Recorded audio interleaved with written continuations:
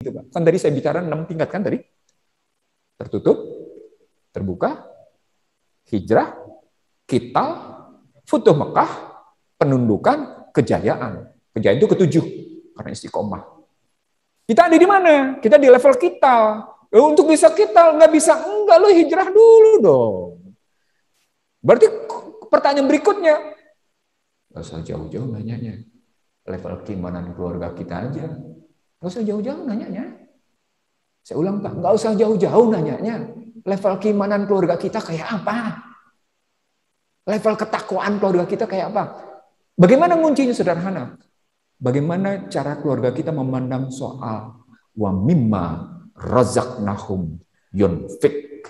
Saya naikin sedikit saya naikin. Bagaimana keluarga kita memandang makna silaturahim? Cuma 2 apa pertanyaannya? Wa mimma razaqnahum yunfik. Ini dipahami sama anggota keluarga kita kayak apa? Keluarga kita memahami silaturahim kayak apa? Cuma 2 pertanyaannya. Ayat sampai menyatakan, hadis yang menyatakan, kamu harus menyambung silaturahim bagi mereka yang memutusnya. Sampai kayak gitu pentingnya. Subhanallah. Itu konstruksinya tadi ketemunya dengan itu kontum huruf umat. Karena dengan silaturahim itu akan muncul nahi mungkar, karena dengan silaturahim itu akan muncul amar ma'ruf. Gitu loh, Pak. Jadi nggak mungkin cuma menjalankan amar ma'ruf tanpa nahi mungkar, nggak mungkin juga nahi mungkar tanpa amar ma'ruf. Jadi 2. Itu karenanya saya bicara investasi. Tadi Bapak hanya bicara kebaikan. Nggak bisa bicara kebaikan. Kalau bicara maaf ya, kalau bicara paroki, mereka baik. Tapi diikuti dengan pemurtatan kan? Means kebaikan mereka punya motif untuk memurtadkan. Kita enggak, kita bicara tentang yang benar dulu, diikuti dengan kebaikan, enggak kita kemas macam-macam. Balik, jadi kata kuncinya kan panggilan ya ayyuhalladzina amanu wa amilus sholihah. Pasti begitu kan? Ya ayyuhalladzina amanu wa amilus sholihah. Panggil iman itu artinya aqdun biqalbi ikarun bilisan amalan birakan plus al-haq. Kebenaran. Tidak ada tawar-menawar di situ. Itu yang saya bilang, perbedaan itu rahmat bukan pada level hak.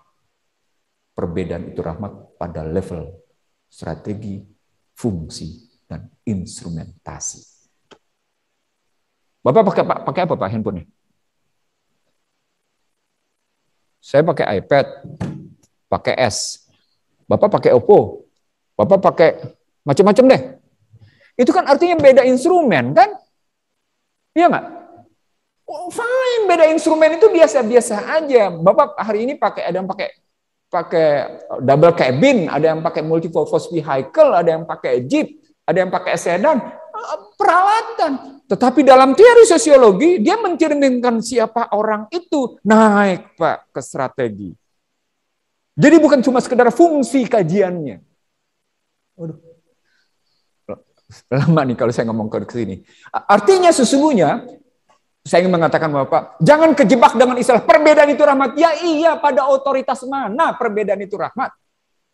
Pada otoritas instrumentasi teknologi, pada instrumentasi fungsi, pada instrumentasi strategi. Tidak pada yang namanya level hak, nilai-nilai. Tidak pada level yang namanya prinsip kaidah. Nggak boleh Pak kita berbeda dalam konstruksi prinsip kaidah. Nggak boleh kita berbeda dalam konstruksi nilai. Nggak boleh. Nggak ada itu posisi. Nah ketika kita bicara UMKM, suka tidak suka, problem utama UMKM adalah problem tradisional dari zaman Soeharto hingga hari ini tidak bergeser. Masalah sumber daya, masalah manajemen, masalah keuangan, masalah pemasaran. Ya dari dulu ya begitu. Nggak pernah bergeser dia. Disitulah perlu cengkraman pemerintah untuk menyelesaikan 4 masalah itu. Ya dia nggak pernah ngerti ngatasinnya. Ya selesai. Saat yang sama. Saya baru kemarin ngambil contoh 3 negara. Toyota dan Honda itu menarik relasi dari pengusaha kecil sampai ke besarnya hingga hari ini berjalan. Di Indonesia, Astra mencoba memberikan itu ke pihak orang-orang Tegal, tapi yang dikasih cuma bikin knalpot sama bikin kuping-kupingan, yang itu nggak dikasih. Begitu juga namanya Honda, sama. Di negerinya sana, mereka bikin relasi dari yang kecil sampai yang besar itu dijamin oleh pemerintah. Kita coba. Coba kalau Anda pergi ke retail modern yang besar, yang sudah menjadi main distributor. Suppliernya dibayar berapa bulan? Halo? 3 bulan. Pak, itu eksploitatif moneter, eksploitatif nilai tukar. Kenapa pemerintah, emang si pengusaha kecil punya duit berapa sampai bisa dibayar 3 sampai 4 bulan, bahkan sampai 6 bulan? Dia duitnya pas-pasan, bahkan nggak punya, kurang. Lo bisa-bisanya si pengusaha besar menikmati moneter 3 sampai dengan 6 bulan. Otaknya kemana? Aduh. Ini kan karena persoalan pemerintah, tidak peduli. Mestinya keluar aturan perdagangan retail modern bahwa pembayaran itu begitu barang sampai yang namanya COD. Bukan CBD, bukan cost before delivery, mestinya sudah cost on delivery. Itu membantu. Maka dia akan naik kelas. Bu, saya kebetulan ngurusin kayak gini tahun 89, berhadapan, sorry. Iya, 89. Saya ngurusin beginian, sampai ke level pembiayaan di BI itu. Pengalaman saya. Nggak ada kok, nggak ada kepedulian yang konkret. Nggak ada kepedulian dari yang namanya bagaimana kebijakan, bagaimana strategi, bagaimana kemudian ke fungsi dan ke instrumentasi. Sehingga hampir semua UMKM di Indonesia pada hakikatnya jalan sendiri-sendiri. Dia tidak terbina secara rapi. Kenapa Gunung Kidul, Jogja, itu bisa terjadi? Karena si bupatinya turun nyelesain, sehingga tidak ada tenaga kerja lain bisa masuk di situ dan mereka ngeberesin. Bupatinya berperan. Maka masyarakat Gunung Kidul yang tadi yang menjadi, sorry to say ya, menjadi seperti orang-orang suku bangsa lain negeri kita yang mencari tempat lain menjadi, maaf ya, menjadi budak gitu posisinya. Mereka balik ke kampungnya karena kampungnya memberikan pekerjaan luar biasa.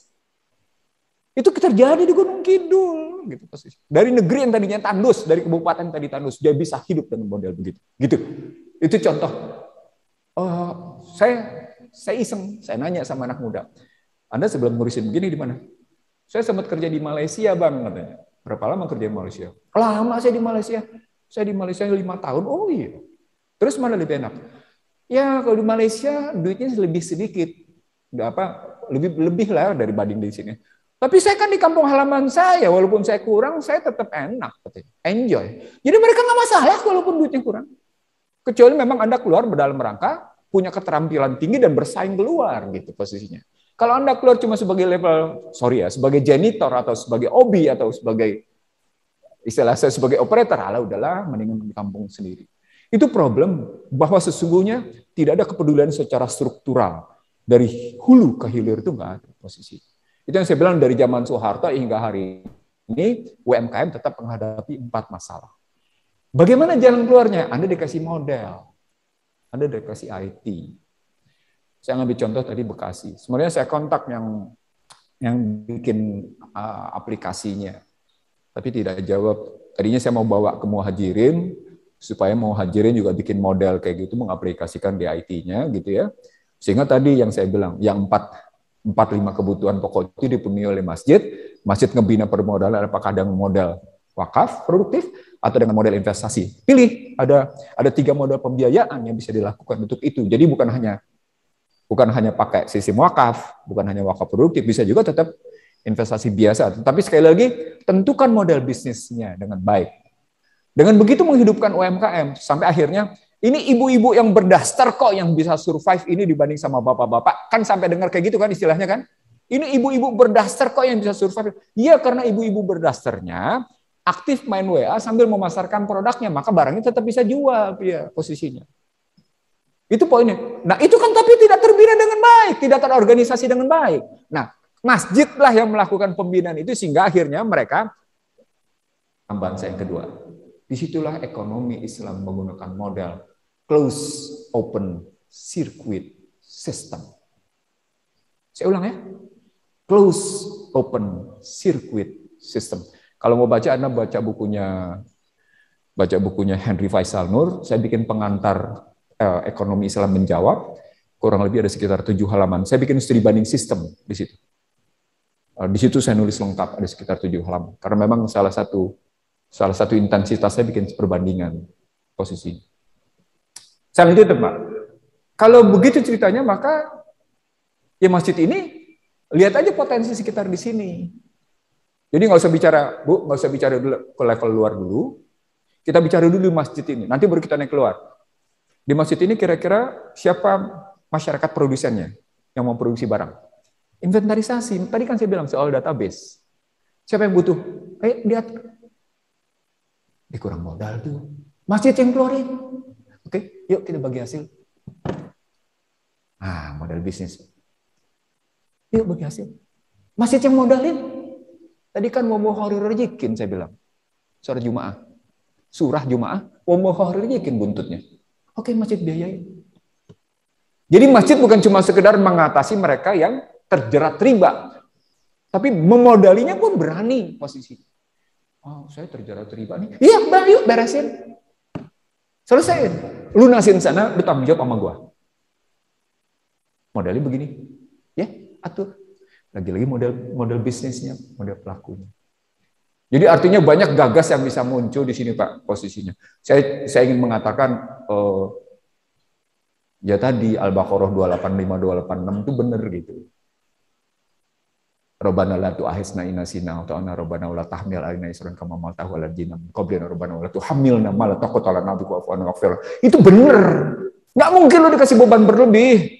Tapi sadar enggak bahwa sesungguhnya kita tuh di situ tadi punya sikap kesiagaan, punya sikap kewaspadaan posisinya. Saya terus terang kemarin malam saya baru tidur jam 4 subuh, saya baru tidur kemarin. Dan itu tidak di Jakarta, di luar kota. Nyupir sendiri. Karena saya berhadapan dengan para penipu.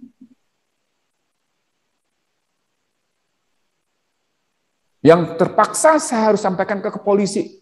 Ini banyak korban. Korbannya berapa orang? 10 orang. Waduh, saya bilang nggak beres. Ya udah. Saya bilang, oke. Islam mengajukan 2 konsep. Konsep restorasi justice, tahu ya restorasi justice ya? Jadi kalau ada orang dirugikan, misalnya dibunuh, keluarganya bilang, ya saya maafin, kamu ganti rugi sekian. Itu restorasi justice namanya. Ya, dalam hukum pidana namanya restorasi justice. Tapi Islam juga menyatakan, kalau ya tetap hukum, ya udah, saya bilang, pilih konsep yang mana yang mau. Ternyata polisi minta dijalani hukuman posisi begini karena orang, terserah saya bilang. Yang penting ini sudah ada korban 10, beres ya. Saya ingin mengatakan pada Anda, itu saya tekuni juga, saya jalani juga dalam rangka hak-hak yang menegakkan hak kayak gitu posisinya. Kelemahan dalam konstruksi KS 212, kelemahannya bukan sekedar mau jalan sendiri-sendiri. Budek, Pak. Kurang keras apa? Gue ngomong di KS 212 kalau saya ngomong kayak gitu. Budek, Pak. Nggak bisa lah pilih model begitu, bisnis begini. Nggak bisa. Pak, Alfamart, Indomart itu bukan cuma sekedar retail modern. Dia bisnis jaringan. Saya ulang, Pak. Network bisnis yang dipakai oleh Alfamart dan Indomart. Anda kalau coba-coba mainnya namanya barang-barang kebutuhan macam biskuit ini, alah kalah deh sama mereka, lo nggak bakal menang deh. Nggak bakal menang. Anda bikin lagi modal. Jadi jangan coba-coba main retail modern seperti mereka, nggak bakal menang. Anda bisa lihat. Muncul Korea, Aeon tahu ya? Aeon Mall. Kan pasti ada besar juga kan? Dia bertahan karena memang dia punya konsumen sendiri. Orang Korea nasionalismenya tinggi, yang belanja orang Korea. Itu caranya mereka. Kenapa Korea berkembang di Indonesia? Karena nasionalisme mereka tinggi. Orang Korea itu tidak mau pakai mobil Jepang. Nggak mau dia. Nggak mau dia. Orang suka salah. Bunuh diri itu lebih tinggi di Jepang. No, bunuh diri itu dalam studi saya tinggi di Korea. Lebih tinggi di Korea. Di balik itu yang ingin saya sampaikan, Bapak sekalian, nggak mungkin Anda main-main retail modern kalau modern. Karena ini kuat luar biasa dari hulu ke hilir dengan networknya. Jadi yang saya bilang network business. Kita nggak punya network mau masuk ke situ. Nggak bisa. Nggak bisa. Kecuali Anda sudah menguasai produksinya, Anda menguasai kemudian distribusinya, Anda jelas siapa konsumennya. Baru deh lo. Maaf tuh.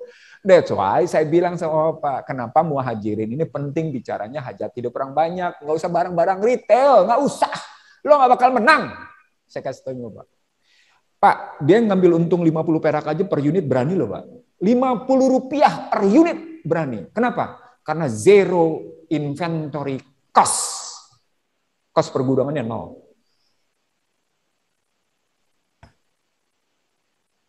Oh gampang tuh zero inventory cost manajemennya. Iya gampang. Lo baru bikin, bisa nggak? Kan nggak bisa. Apa artinya? Dari segi efisiensi itu udah kalah. Kalau dari efisiensi udah kalah, kalah di mana? KS 212 mana yang harganya lebih murah dibanding Indomaret sama Alfamart? Ayo jawab. Hah? Nggak ada. Itu yang gue bilang budak. Lu gue udah kasih tahu kalau nggak percaya sama gue. Saya ngomong terbuka kok. Saya ngomong di RAT. Bahkan saya ngomong dalam rapat tertutup. Ini loh. Analisis bisnis saya, indeks persaingan itu bukan 4, Pak.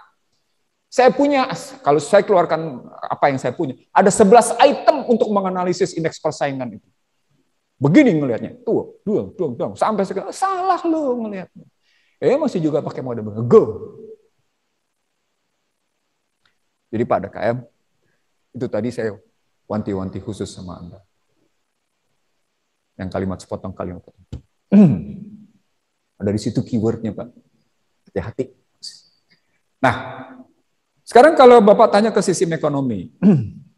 Sistem ekonomi Islam jelas. Nggak bisa semua barang itu dikomersialkan. Emas dengan emas. Perak dengan perak. Gandum dengan gandum. Kurma dengan kurma. Iya.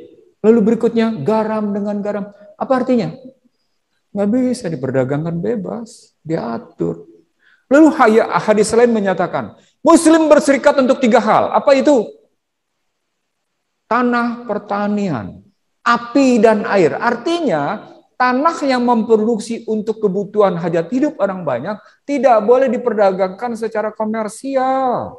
Apa artinya? Tata ruang yang benar. That's why sejak saya pernah menjadi staf ahli menteri, tata ruang itu tidak boleh menjadi hajat hidup orang banyak. Indonesia, tata ruang. Dimakan sama yang namanya raja-raja properti. Mau nggak percaya? Tuh lihat Bekasi, tuh lihat Bandung, tuh lihat Jakarta, tuh lihat Tangerang Selatan. Tangerang Selatan cuma dikuasai 5 perusahaan. Oh sama. Nggak bisa, Pak, tata ruang itu diserahkan ke tangan swasta, walaupun tetap undang-undangnya menyatakan, undang-undang menyatakan pemerintah, coba kontennya yang nentuin siapa? Isinya yang nentuin siapa? Gimana? Itu ekonomi Islam. Jadi ada prinsip yang dipegang teguh. Tata ruang tidak boleh diserahkan ke publik, air tidak boleh diperdagangkan. Karena itu undang-undang sumber daya air di Mahkamah Konstitusi dibatalkan. Tapi kan nggak ada tindak lanjutnya. Karena ketakutan investasi lari. Gitu. Begitu juga yang namanya api, istilah hadisnya. Hadis riwayat Ahmad ya. Apa ini maksud dengan api? Energi. Nggak boleh. Jadi Pertamax, Pertalite, listrik, nggak boleh di pasar bebas, nggak berlaku komersial, Pak. Jadi selain tadi soal garam dengan garam, gandum dengan gandum, emas dengan emas, perak dengan perak, segala macam, kurma dengan kurma, tambahan lagi ada beberapa. Itu dalam tulisan saya. Berikutnya tadi dalam kerangka sistem, Anda menerapkan tidak ada riba, jujur, tidak boleh serakah, tidak ada persepsi, diperdagangkan halalan toyiban. Nah, menarik sampai dengan halalan toyiban. Anda suka makan ikan. Ikannya ikan mas. Atau ikan nila. Tapi ikan nila dalam empang yang makan kotoran manusia. Itu toyib nggak? Halal dia, tapi tidak toyib. Itu contoh sederhana aja. Halal dia, tapi tidak toyib. Sampai seperti itu permintaan Islam. Artinya sesuatu yang kita konsumsi itu harus, maka mata, telinga hati. Harus menggunakan konsumsi yang juga toyib mestinya. Jadi jangan melihat mata kita, nggak boleh tuh Pak. Subhanallah, la haula wala quwwata illa billah. Ini yang lelaki nih. Kan sering sekali kita sekarang melihat perempuan bangga pakai hot pants. Hah? Begitu masuk si Cina itu, si Cina itu kan perilakunya pakainya hot pants, betul? Ya Allah ya Tuhanku, subhanallah. Timbul pepatah lelaki, dilihat dosa, nggak dilihat rugi, kan gitu katanya. Kan, aduh, subhanallah. Tapi begitulah tantangannya itu. Begitu juga yang perempuan sama. Ngelihat anak-anak yang pakai pakaian ketat kayak gitu, yang lelaki itu kan sama kuncinya. Begitu juga pendengaran kita, apalagi pakai HP, subhanallah, astagfirullah, la haula wala quwwata illa billah. Tantangannya luar biasa. Saya ingin mengatakan bahwa pada konstruksi ekonomi Islam, dia bukan hanya bicara tentang sesuatu yang bisa dikonsumsi. Menentukan konsumsi itu sampai kemudian halal dan thayyib, menentukan 3 struktur, Pak. Saya ulang, 3 struktur. Pertama, lambung. Jika masuk makanan yang halal thayyib, lambung mengatakan, nikmat aku mengolahnya. Tapi begitu masukin makanan yang tidak jelas halal thayyibannya, gelisah dia, ragu dia mengolahnya. Tapi begitu masuk makanan yang haram, dia menderita mengolahnya. Itu makanya setiap mereka yang suka makan makanan haram, ujungnya sakitnya luar biasa. Saya ambil contoh pemakan babi.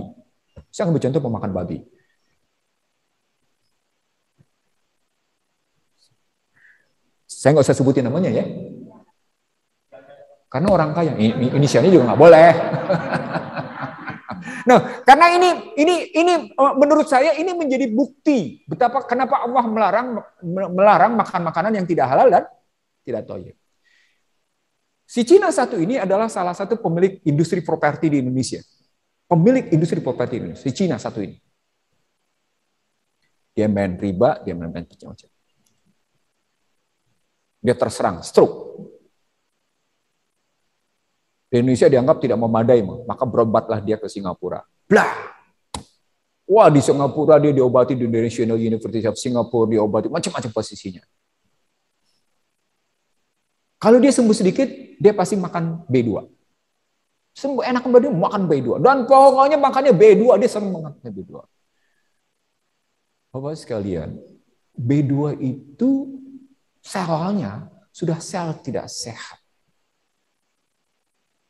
Jadi kalau pakai bentuk sel yang hidup dengan single cell itu posisinya, dia sudah Bapak lihat perilaku babi di oh enggak, sekarang bersih. Betul, bersih. Bapak sekalian, Cina itu mengimpor babi dari Amerika loh, Pak. Saya ulang, Bapak. Dan salah satu bentuk perdagangan Cina dengan Amerika, Cina itu mengimpor kebutuhan babinya dari Amerika, salah satunya. Karena peternakan babi di Amerika itu luar biasa diimpor. Dan peternakan babi di Amerika itu bersih. Bersih, Pak. Sebagaimana mereka beternak sapi, bersih. Luar biasa posisinya. Tetapi tetap ada perilakunya yang nggak beres. Ada perilaku bab. Itu yang dicegah di situ. Ada komponen lain yang manusia tidak tahu pada 2 binatang yang dilarang itu utamanya. Pada anjing dan pada babi. Bapak tahu air liur anjing dahsyatnya kayak apa. Tapi perilakunya juga kan diambil. Jadi artinya pada konstruksi begitu, kalau kita mau lihat lebih dalam, Bapak, ini karena pertanyaannya luas ya, jadi saya harus ngejawab sampai kayak gini. Dia terganggu, Pak, selnya. Kalau dia terganggu selnya, Pak, dia terganggu susunan sarafnya. Kalau dia terganggu susunan sarafnya, dia terganggu ototnya. Kalau sudah yang namanya mengganggu sel, mengganggu susunan saraf, mengganggu otot, ya sudahlah. Pasti sakit orang, Pak. Pasti. Anda bertanya pada saya soal masker sama soal ini misalnya. Pak, saya ngebalik bukan mensana in corpore sano. Kalau gitu Islam gimana temanya? Islam temanya gimana? Dalam jiwa, dalam pikiran sehat terdapat tubuh yang sehat. Bukan dalam tubuh yang sehat terdapat jiwa yang sehat. Terbalik. Kalau tubuhnya dulu Anda bicara pendekatannya materialisme. Islam tidak melakukan pendekatan materialisme. Islam melakukan pendekatan imbang. Itu nanti saya jawab dalam konstruksi kayak gini. Dalam konstruksi bagaimana Taliban. Islam melakukan keseimbangan pendekatan kejiwaan dengan pendekatan tubuh. Tapi dimulai dengan pikiran. Karena itu Bapak sekalian, sejak balita kita diajarkan agar anak-anak ditanamkan keimanan. Itulah yang terjadi pada Rasulullah. Di bawah 5 tahun dadanya dibedah. Cek sih keimanan. Kan gitu Pak. Sebelum jadi Rasul, dia mendapat wujud konkret. Al-Amin. Apa artinya? Kan perilaku. Jadi ketemu al-imanu aqdun biqalbi iqrarun bilisan. Iman yang benar, kata-katanya benar, tindakannya lurus. Ketemu dapat al-amin. Itu tidak bisa terjadi seketika, Pak, kalau tidak terbina dari yang namanya, sejak hubungan intim. Sejak hubungan intim. Hubungan intimnya benar, selama dalam perut benar, balitanya benar, remajanya benar, dapat dia kayak gitu. Nah, kalau dia benar dalam jiwa yang sehat, terdapat tubuh yang sehat, maka kata kuncinya adalah O2 yang masuk itu dibutuhkan dalam tubuh itu di darah dan di kepala. Di darah, kandungan darah itu kandungan O2-nya mesti cukup sehingga O2-nya mesti melekat langsung dalam darah. C19 dengan obatnya bahkan beberapa apalagi sudah menggunakan itu terpisah. Handphone 5G relasinya adalah dia memisahkan ikatan darah O2 terpisah. Itu 5G. Itu karenanya orang-orang yang terkena COVID dan tetap menggunakan handphone 5G, yang terkena pertama unsurnya sesungguhnya bukan fisiknya, tapi psikologinya. Itu karenanya mereka yang terkena C19 dan kemudian divaksin berikutnya dan dibawa ke rumah sakit, 80% meninggal. Karena yang dipukul adalah psikologinya. Itu yang saya bilang sebagai fear industrial, angry industrial, anxiety industrial. Dipukul habis posisinya. Fisiknya, darahnya tidak lagi mampu mengikat O2. Psikologisnya terpukul habis-habisan, mati. Gimana? Itu logikanya. Nah, pentingnya kita membuka itu karena seluruh O2 yang masuk bersama nitrogen dan tempat lain-lain itu dalam rangka konsumsi ke dalam darah dan dalam rangka konsumsi ke otak. Pak, kalau otak kurang O2 dan zat lainnya, pusing nggak? Pusing. Kalau Anda naik motor pakai masker silakan. Kenapa sampai saya ke masjid saya nyaris tidak pernah menggunakan masker? Karena masjid tempat termulia, masa sih masjid tempat kotor? Itu logika saya, sederhana aja. Jadi saya yakini masjid sebagai tempat termulia, tempat terbersih, maka saya tidak pernah menggunakan masker di masjid. Gitu Pak. Logikanya. Kenapa? Karena jiwa saya, pikiran saya basisnya sana. Maka saya pegang tadi. Wajah tu wajhiya lillazi fataras samawati wal ardh. Gitu posisinya.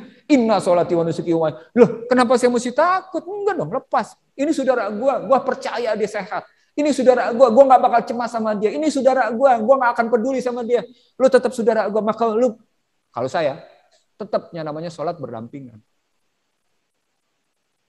Dalam bahasa saya, Anda tunduk pada protokolnya Yahudi atau Anda tunduk pada protokol Rasulullah? Pilih. Oh, ngomongnya wajah tu wajhiya lillazi fataras samawati wal ardh hanifan muslim wa ma ana minal muslim inna sholati. Tapi kelakuannya protokol Yahudi. Gimana?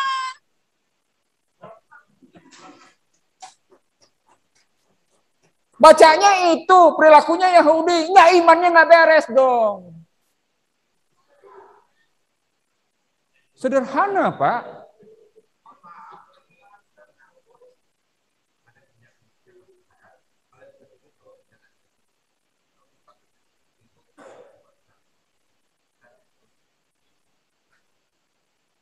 Oke.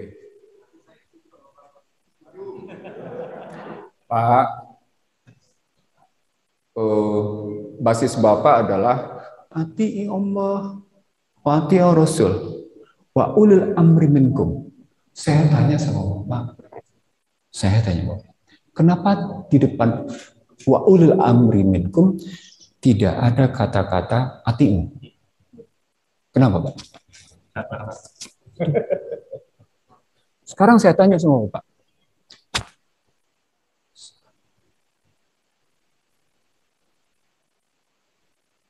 Saya punya datanya, Pak. Saya punya referensinya. Saya punya buktinya. Saya tahu si A kenapa duduk jadi menteri di situ, latar belakangnya. Pak Ihsanuddin Nursi, Pak. Saya tahu. Lu duduk di situ, gue tahu. Lu duduk di situ, gue tahu. Jadi yang ingin saya sampaikan pada Bapak, satu hal, Pak. Karena ibda bin nafsi, dimulai dari diri sendiri. Itu berpijak pada posisi perang terbesar adalah perang melawan hawa nafsu. Dan hawa nafsu itu kata kuncinya adalah kemampuan Anda mengelola ilmu rasa, ilmu pikiran, ilmu tindakan. Ilmu rasa dimulai dengan Allahumma inni as'aluka yakinan shadiqan wa imanan daimah. Anda berdoa begitu nggak? Allahumma inni as'aluka salamatan fid din. Bagaimana Anda minta selamat dalam dunia? Kalau Anda tidak memanage kalbu Anda dengan benar, kalau tidak memanage pikiran Anda dengan benar. Sementara informasi mereka tunduk pada sebuah sistem dunia, yang sistem dunia itu adalah pada hakikatnya globalis. Yang globalis itu pada hakikatnya mendikte. Saya menyebut, Pak, ke sebuah negara tidak mau tunduk pada sistem global, dihajar lewat yang namanya modal dejakal. Bukan kata Ihsanuddin Nursi, Pak. Kalau warga negaranya nggak mau, pakai polisi, Pak. Itu bukan kata saya, Pak. Bukan kata saya. Mereka yang ngomong. Saya cuma menyampaikan, ini strategi lo gue bongkar ya. Gue kasih tahu nih strategi lo nih. Nih strategi lo begini. Diem mereka. Iya, dia bener. Di situ Taliban menang. Jadi saya tidak jawab satu persatu ya, Pak ya. Di situ Taliban menang.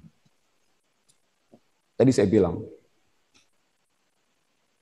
di gua yang mereka buat, yang panjangnya bisa ratus sampai kilometer, mereka membina anak-anak kecil itu dalam prinsip Iqra. Satu kata kuncinya, mereka tidak bersedia menjadi pengkhianat. Kendati pengkhianat kalbu, Pak. Apalagi menjadi pengkhianat pikiran, apalagi menjadi pengkhianat tindakan. Pengkhianat kalbu aja mereka tidak bersedia, Pak. Subhanallah, astagfirullah, gimana kemudian Allah tidak memenangkan? Tadi di ayat lain menyatakan, jika kamu sungguh beriman dan bertakwa, maka akan aku berikan keberkahan bagi negerimu dan aku tambahkan keberkahan itu. Maka balik-balik lagi, kita uji iman kita deh. Oh enggak, saya mesti patuh pada pemimpin saya. Pemimpin lo itu dalam rangka menjalankan sistem globalis yang mendiktekan materialisme, atau kemudian dalam rangka mendiktekan kebenaran dan kebaikan. Itu Pak pertanyaannya. Itu aja pertanyaannya. Ya saya kan bagian dari sebuah masyarakat besar. Iya, tadi kalau masyarakat besarnya tersesat, Anda ikut. Terserah, pilihannya di Anda. Tadi, hidup adalah pilihan. Ya kalau Anda mau menjadi bagian masyarakat besar, berarti Anda kemudian kejebak dalam posisi kebenaran adalah soal jumlah. Padahal Al-Quran mengatakan kebenaran bukan soal jumlah. Banyak Pak ayat yang menyatakan kamu tuh cuma yang kecil. Banyak ayatnya. Pak, saya belum mendetailkan tadi tiap tahap tuh. Yang 6 tahap tadi tuh belum saya detailkan. Saya cuma bikin langsung saya lompat dari posisi hijrah ke kita. Belum saya detailkan bagaimana Futuh Mekahnya, bagaimana penaklukan, bagaimana kejayaan. Nah, Bapak boleh kok berada di tempat-tempat tertentu tunduk pada masker dalam rangka menghormati hubungan satu sama lain. Saya juga lakukan. Jadi saya lakukan itu bukan tidak dalam rangka, saya lakukan. Tapi dalam konstruksi di mana saya bisa berbagi dalam pengetahuan itu saya lakukan juga. Jadi artinya relasi protokol kesehatan itu kita lakukan dalam rangka hubungan sosial. Tidak dalam rangka hubungan prinsip. Jadi dalam posisi tertentu, ya saya mesti mengamankan diri. Ya sudah, konstruksi hubungan sosialnya terjadi. Sampai di sini, Pak ya. Sudah jam 7. Sampai di sini saya akan menyatakan sesuatu yang terakhir, Pak. Ketika Francis Fukuyama menulis The Great Disruption, Francis Fukuyama hanya menyatakan masyarakat Amerika luluh lantak karena modal sosialnya berantakan. Hanya dalam hitungan waktu, tidak sampai satu generasi, berantakan itu jadi bukti. Stiglitz menulisnya sebagai the price of inequality, harga sebuah ketimpangan. Di dalam buku itu, Stiglitz menyatakan, ketimpangan di Amerika stadium 4. Di dalam buku itu, Stiglitz menceritakan, rasisme sudah kanker stadium 4. Research yang dibikin oleh SDG, Sustainable Development Goals, Jeffrey Sach dan kawan-kawan membuktikan Amerika adalah masyarakatnya penderita mental disorder. Itu bukan kata saya. Lalu Jeffrey Sach menulis The Price of Civilization, harga sebuah peradaban. Ditulis lagi oleh Thomas Piketty, The Capital of the 21st Century. Produknya 1% menguasai 99%. Di Indonesia masih mendingan sedikit, 4% menguasai, masih mendingan dikit. Apa poinnya? Poinnya sejumlah masyarakat Indonesia masih tetap berbangga jika berkiblat ke Washington dan ke New York.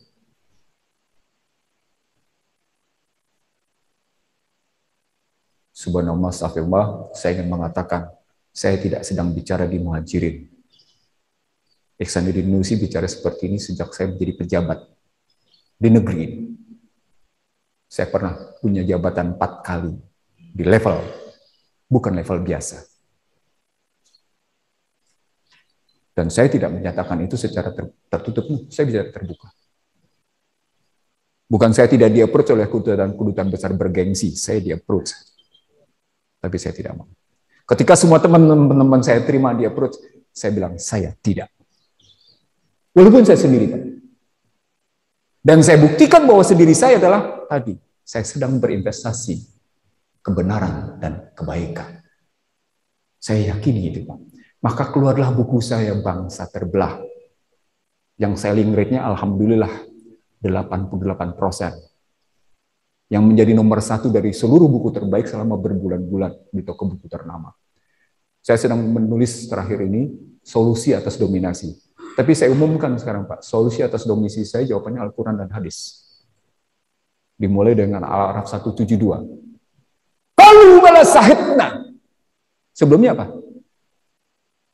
Alastu rabbikum.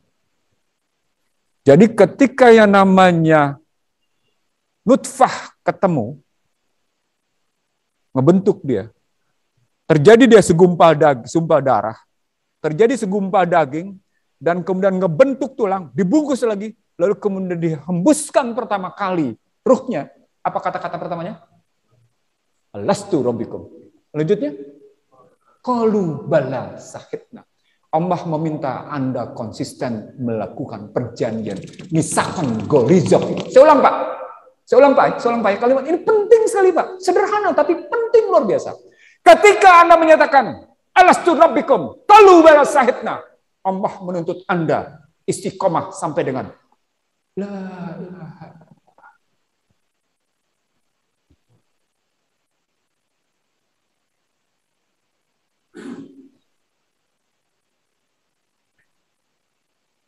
Sehebat itu permintaan.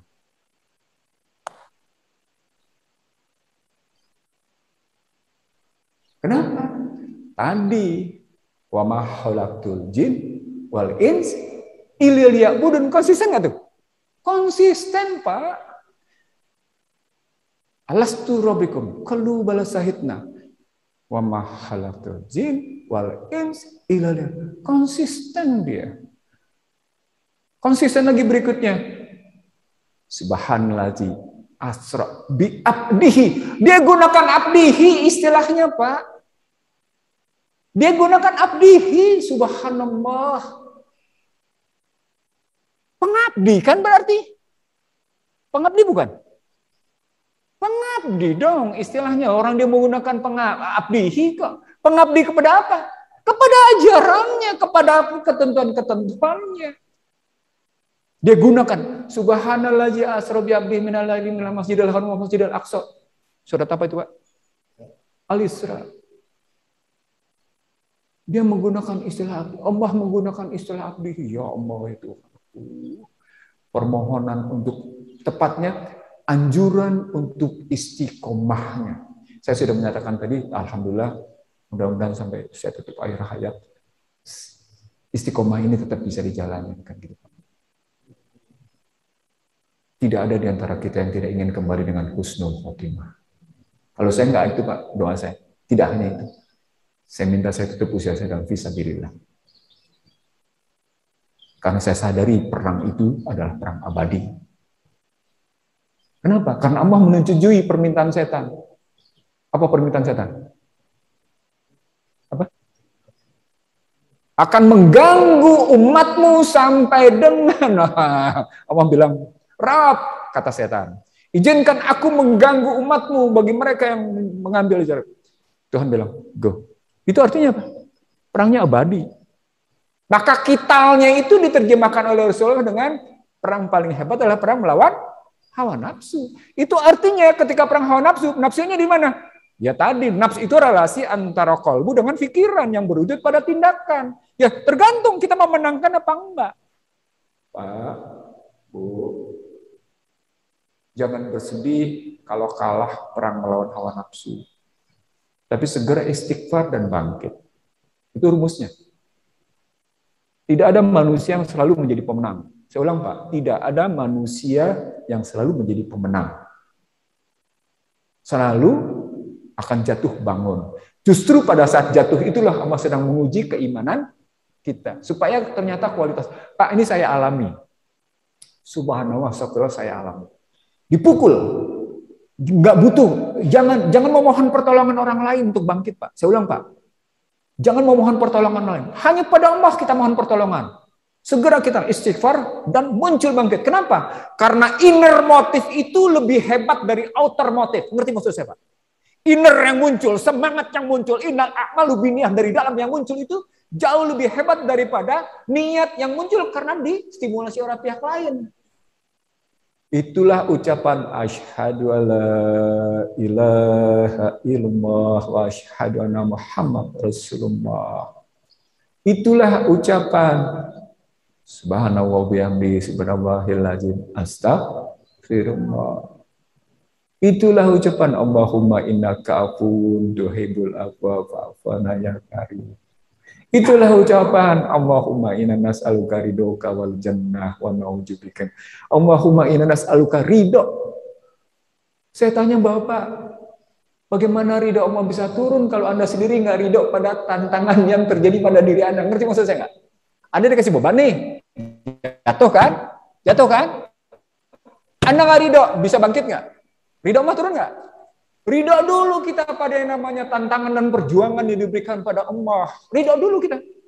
Anda nggak bisa dapat ridho Allah kalau Anda tidak meridho atas posisi tantangan yang Anda terima. Nggak bakal turun itu, Pak.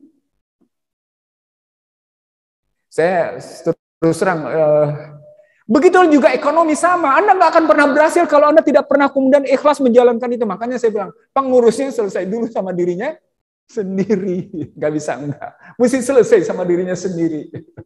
Nggak bisa itu kalau enggak. Tingkat keikhlasan sedemikian tinggi. Nah, lalu ketika ibu tadi minta turun, saya siapkan, Bu. Ketika Muhammad hijrah, Muhammad atas perintah. Ketika Muhammad perang Badar, perang Uhud, dan perang yang lain, itu atas perintah.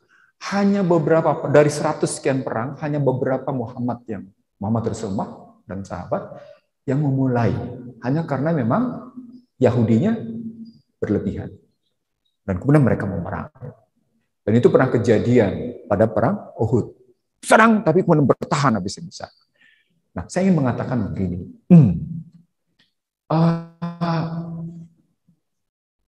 Yang pertama kali penting dilakukan bagi kita adalah melakukan pertahanan diri. Dan pertahanan diri yang paling penting saya setuju pada Muhajirin. Jadikan masjid ini sebagai sentra sosial dan bisnis.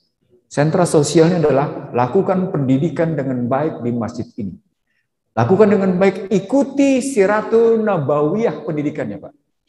Jadi modalnya betul-betul modal Iqra. Betul-betul penuh dengan modal Iqra. Itu yang saya sebut sebagai sentra sosial. Sentra sosial ada dua sentra sosial, Pak. Pendidikan dan kesehatan posisinya. Satu. Yang kedua, tadi sentra bisnisnya ikuti model Utsman bin Affan posisinya. Nah, modal sosial yang sudah saya sampaikan tadi di dalam tes disertasi saya itu ada 5, Pak. Yang pertama nilainya beres. Saya ulang, Pak. Yang pertama nilainya beres, value sistemnya beres. Kalau value sistemnya masih modal Indonesia, ada Undang-Undang Dasar 45 yang sudah bukan lagi Undang-Undang Dasar 45 sebagai pedoman, itu nggak beres nilainya. Udah lo amandemen kok, dan berantakan amandemennya, mesti juga lo bilang undang-undang. Saya nggak ngomong sekarang, Pak. Saya ngomong 2001. Dan saya tidak hanya ngomong pada Bapak. Ketika Amin Rais menjadi Ketua MPR, sudah saya ingatkan baik-baik. Saya, maaf ya, maaf kalau saya ngomong. Karena ini saya bicara pengalaman diri saya. Saya ingatkan Mas Amin, ini salah loh. Ini salah loh. Bapak, bahkan pada almarhum yang ikut mendukung amandemen itu, Anda salah loh. Jadi artinya nilainya nggak boleh campur. Pak, kenapa sampai hadis menyebut, syirik itu yang paling kecilnya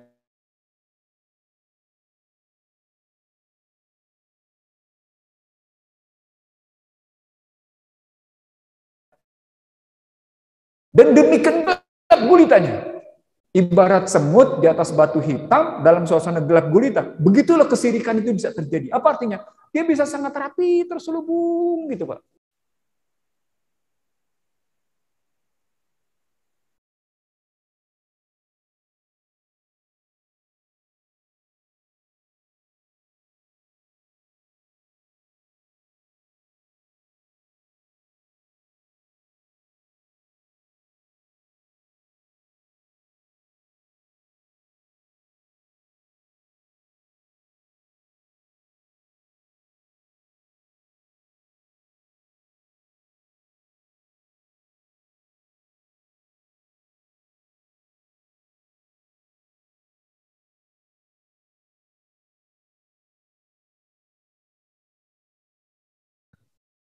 Jadi nilainya benar, komitmennya benar. Yang ketiga, bangun hubungan kepercayaan satu sama lain.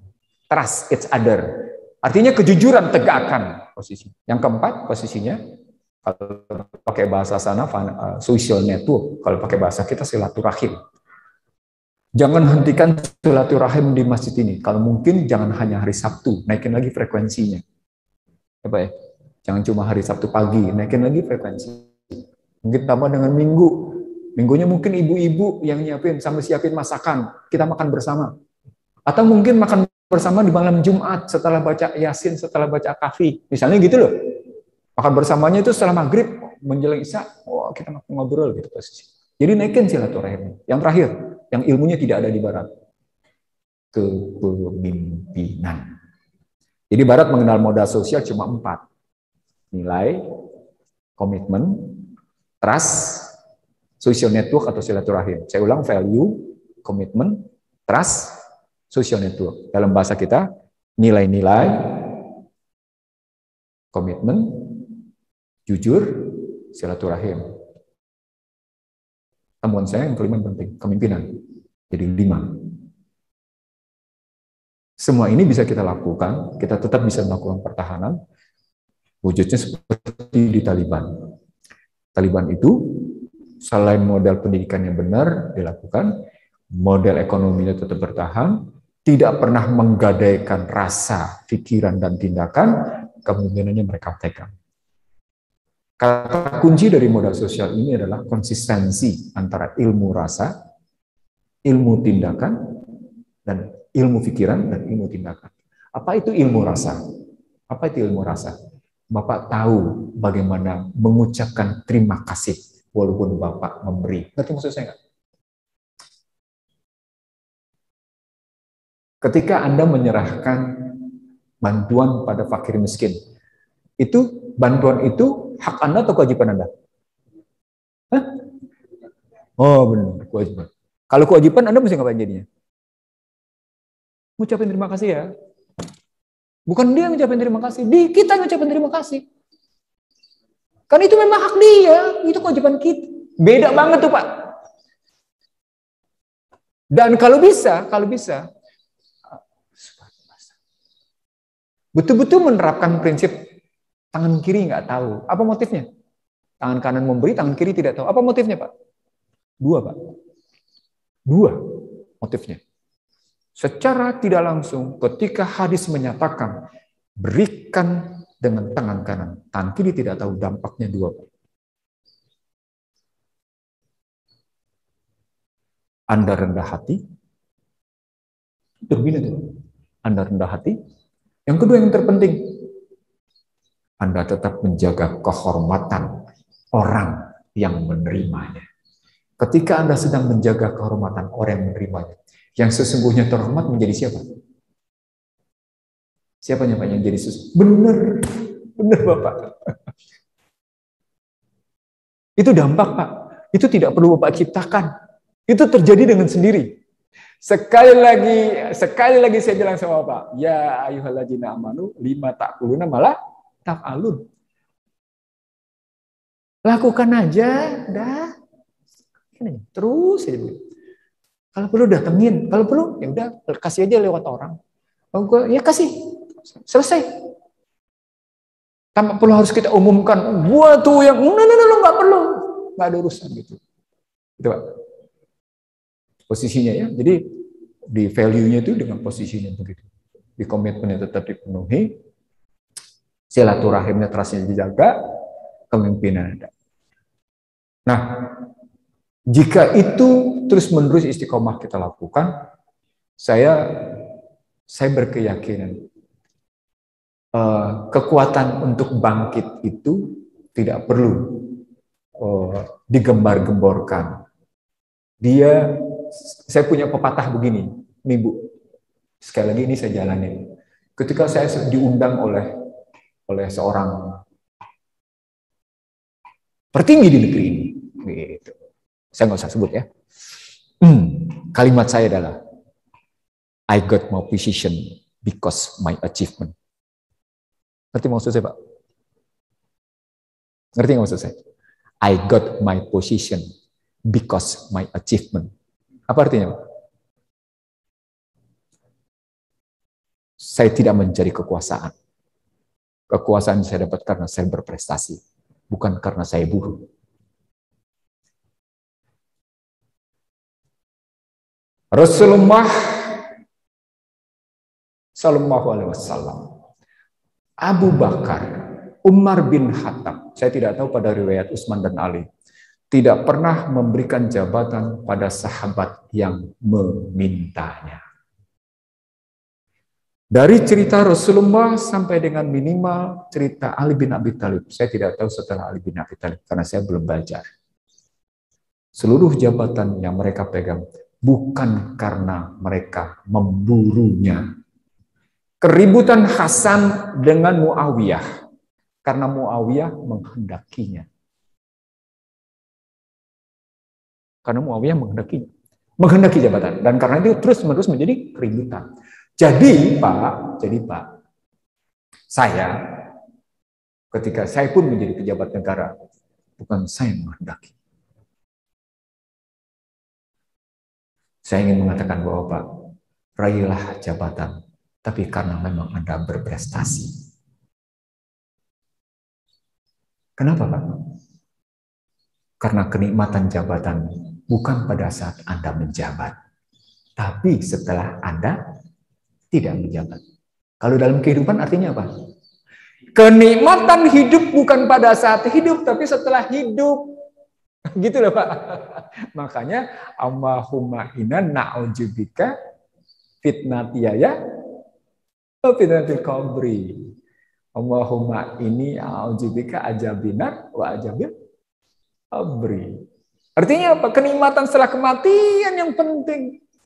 Dalam kehidupan sekarang apa? Konkretnya, setelah menjabat Anda menikmati saya sudah pensiun 2004 dari jabatan public official sejak 2004.